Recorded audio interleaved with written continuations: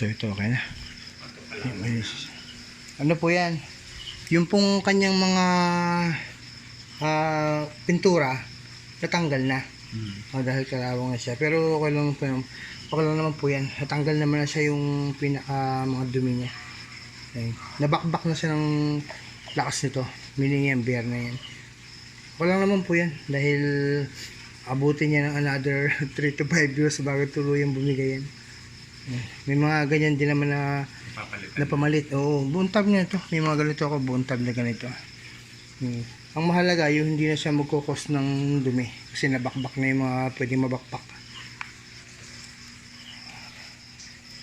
So, okay na siya. At ito.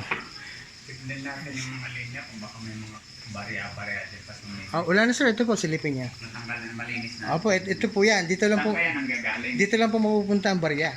Dyan sa ilalim? Oo, Hindi dyan. siya bumababasa kasi Hindi na po, hindi na. Kasi, yung pong pagbaba kasi dyan, mismo drain na yan. Papunta na yan dito. may nakita ako, nagtutroubleshoot dito. Minsan naglalabasan ng mga dumi. Dyan sa hose na yun. Ay, ano na po yan. Mas mahigit na po rin yung nagawa natin. Kasi dito na tayo nang galing sa taas. Kita nyo, ang daming lumabas. Kaya nga. Oo, yun, na-flush na rin yung mga iba.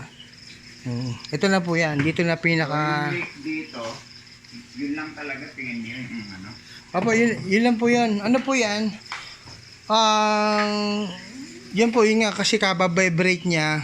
Ilan taon na nga po ito? Kaka-vibrate niya, kaya na-vibrate yung ano doon, yung tubo. Dito, ito nga po. Nasalat ko nga kanina, basa ang kamay ko. Kaya kita niya, May nabibiling